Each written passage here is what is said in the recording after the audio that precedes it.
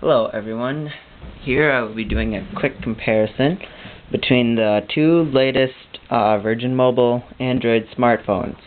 The LG Optimus V came out last year sometime, and the Motorola Triumph that just came out earlier in July. So first of all, the batteries. I'm not going to take off the battery covers right now, but this one, the Optimus V, here, I'm going to switch them, old, new. The Optimus V has a 1500 milliamp hour battery and only a 3.2 inch diagonal screen size, whereas the Motorola Triumph has a 4.1 inch screen as well as a 1380 milliamp hour battery, so less than the Optimus.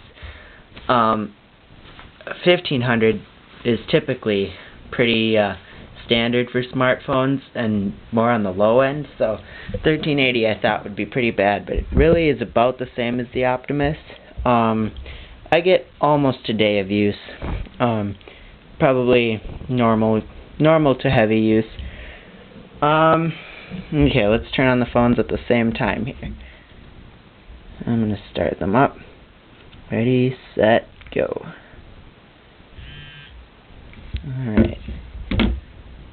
See who gets booted up faster. You can see this one's from LG, this one's from Motorola. This one, the LG Optimus, has 4 physical buttons, and this one has 4 capacitive buttons. They light up.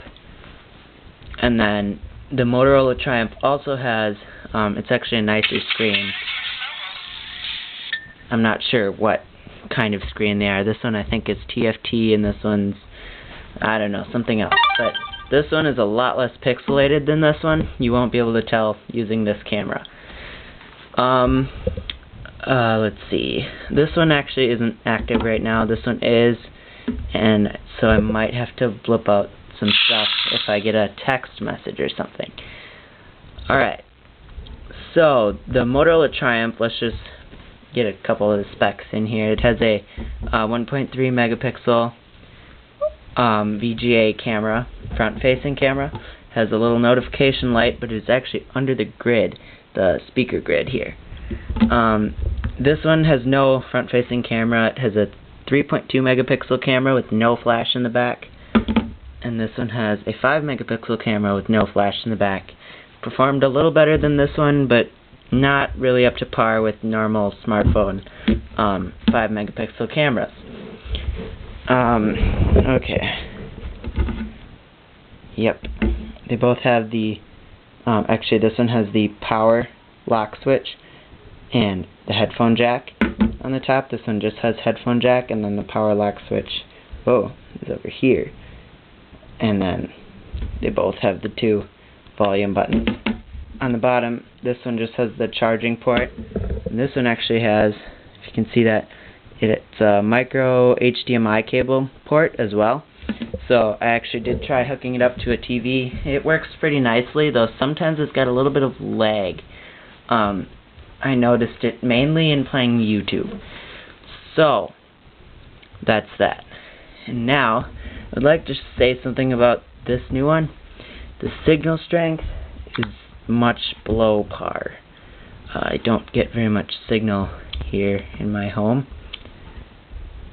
but the Optimus gets much better.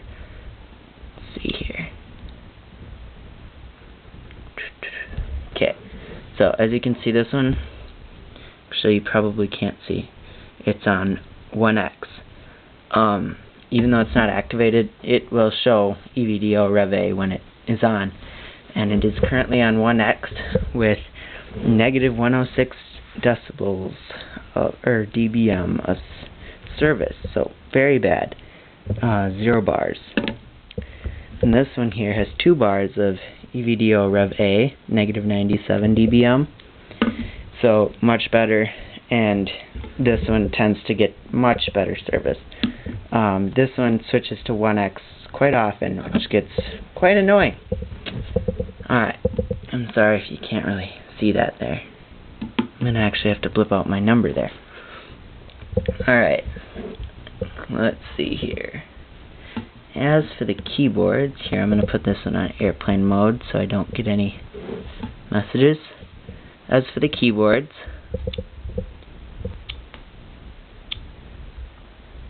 they both come with the Android keyboard, but I found that on this one, the Android keyboard works fine. The normal built-in Android keyboard.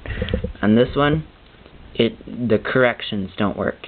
So if I type RIGGT, it has no corrections for right. On this one, if I type RIGGT, it'll automatically correct it to right. And I've tried all the settings, haven't been able to figure it out. People have gotten pretty mad at me about calling it a downside, but really this is what it ships with. So I've manually downloaded the gingerbread keyboard from the market, which works pretty well. And then they both come with, actually this one does not come with swipe. This one comes with swipe, so you can use that. I'm not a huge fan of swipe. This one comes with two other keyboards, TouchPal. It's just another normal keyboard. They both work in landscape mode as well. And the TalkBack keyboard, which is for accessibility stuff mainly. And apparently it repeats to what you type. I have not tried it. Okay, let's change them back. I don't find typing too hard on this one, even though it is a pretty small screen. So really, you get used to it pretty quickly, unless you have huge fingers, I guess. And then on this one, typing's, I'd say, easier because of the, or easier at first because of the larger screen. Alright, let's see. So, this one is, I've had it since it came out, and as you can see, it's still, with widgets and everything, is quite responsive. There we go. This one, it's pretty responsive as well. I have this is almost a duplicate of this phone, apps wise. Let's see. Games. Oh, they both only have 5 home screens, rather than the typical 7 that most high-end phones come with. Well, most Android phones these days. So let's pick one I have on both these phones. I actually deleted Angry Birds off this one because it is quite choppy. This one runs it just fine. So let's load up Tank Hero.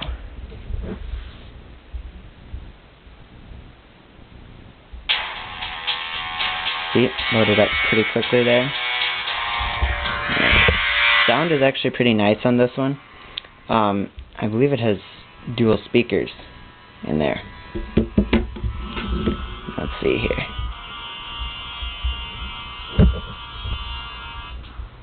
Click this quick. And it is much easier to play with the big screen. It looks better. You probably cannot tell here. And this game in itself actually works pretty well on both phones, though again the screen size makes a big difference. Let's exit out of these. So then larger games on this phone, the Optimus have a harder time loading. Let's see if there's one bigger game I could load.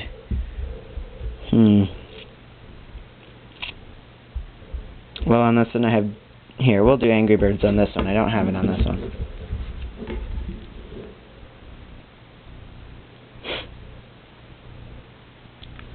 And it loaded pretty quickly, much faster than this one would load.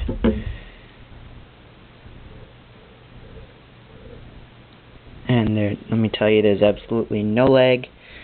Pinch to zoom, it all works really well on this phone. The other one is quite jumpy, choppy. And graphics, like I said, not very pixelated at all. Alright. And now, let's check out a web page. I am going to load up Wi-Fi on this one. And through one of my favorites, phonedog.com, and then I will do some pinch to zoom.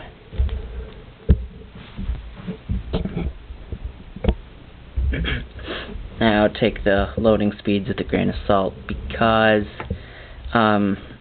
our internet out here actually runs on Sprint's mobile broadband service, so it's not very fast to begin with. So don't judge the phones on how fast they're loading right now.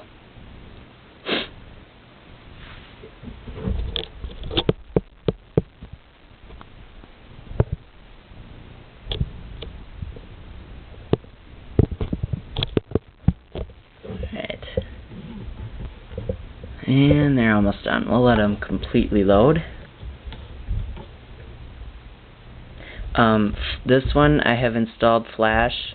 It noticeably slowed down the pinch to zoom. At first, pinch to zoom was very fluent with this one, the Triumph, and this one relatively decent. Okay, seems to be a bit choppy today.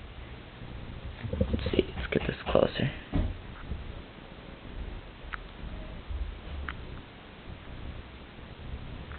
And there's no flash on this one.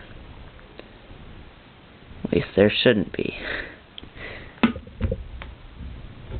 And then on this one does not support flash.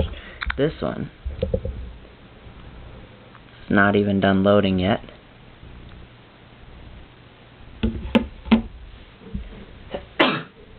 Excuse me.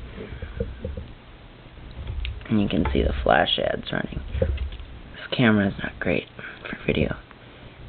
You can see the T-Mobile ad.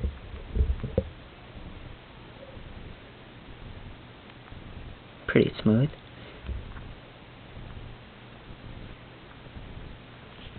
And landscape mode. Landscape mode. They both have the double tap to zoom in. And that's that. Now, let's take a look at my 3G speed test. Yet another issue on the Motorola Triumph. There you can see application loading times. Okay, I'm not going to actually do the test because I'm on Wi-Fi, but there should be some results in here. Okay, these two faster ones are Wi-Fi, if you can see here. So, we've got 277 down, 362 up, 480 down, 234 up, 239 down, 694 up, and 1889 down, 277 up. By far my fastest test. I don't know why there's only a couple tests in here, but let's see. Yep, well, I've definitely used it more than that, but typical download speeds 2 to 400 kilobits per second, which definitely isn't much, because on here, don't know if it'll show, but we've got 1216, 965, 474, 1149, that's Wi-Fi, 542, 763, 115, 866, 888, 991. They tend to be higher, typically more around 6,000 to, sometimes I get 2 megabits per second on this one. Wow, this one's got stored 557 tests. Interesting. Okay. And now we've got quadrant scores. I will just talk about them rather than running the whole test. On this one, the first time I downloaded it, and second and third, and then waited a few months, it did not work. It failed to run. But recently I downloaded it again and it worked, and it got about a score, if I recall, of I believe around 600. I could be wrong. And I know it was just a bit below the Galaxy S, and that runs at about 900. I believe this was about 400 to 600. This one, on the other hand, got roughly 1700 to 1900, which is a relatively good score, because you get some dual-core processors getting that nowadays. So, good job on the Triumph for that. And as for voice calls, they sound quite good on this one. The person can hear me quite well. On this one, sometimes on the other side, I'll sound tinny to the person, and also on here, the volume, it seems to be either too loud or too quiet, and never like a balance of tones. So that is somewhat annoying. Let's check out the cameras. Okay. One thing I'm going to mention, sometimes these capacitive buttons will just quit working on this phone. I'm not sure why. The screen will still work, but these won't work. So I can't explain that, but it's very annoying. And I also like to be able to unlock the Optimus. I can unlock it by pressing the home button and then swiping, whereas this one, I have to go all the way up on the side, which is kind of in a weird spot in my opinion, and then swipe it to unlock it. So just a little annoyance. What else I was going to do? The camera. This one does not have a camera button, so that's kind of disappointing. I personally like the camera. Oh, let's look at this quick. You can see 3D effects. Scrolls very nicely. You can see the animation out of there and into there. On this one, get a fading animation, but it is not 3D, as you can see. And, okay, so with this one we can start up the camera with this. And this one we're going to have to go into the menu. They both have just about the same camera interface. If you look at my other YouTube videos, you can see camera tests, front-facing camera tests. I'm not going to take a picture on here right now, but just take a look at my other videos. I also have video camera tests for both of these. This one records 720p HD, this one just 480p for video. And like I said, photos, they turn out decent, but they're not going to replace your camera. And, whoa. So, feel free to check me out on Twitter at Funzier1, Funzier1. If you like my videos. And personally, I don't know if you can see, but the battery's low on this one, and it's not on this one. That's because this is my main handset now. I got the Triumph, reviewed it, and now I am sending it back. I have to say that I prefer the Optimus. It's very reliable, doesn't just quit responding as much. And then here, one thing I do like, having a flashlight is quite nice. I just downloaded for free the Droid Light app, which makes use of the LED on the back. And that's it for now. Thanks for watching.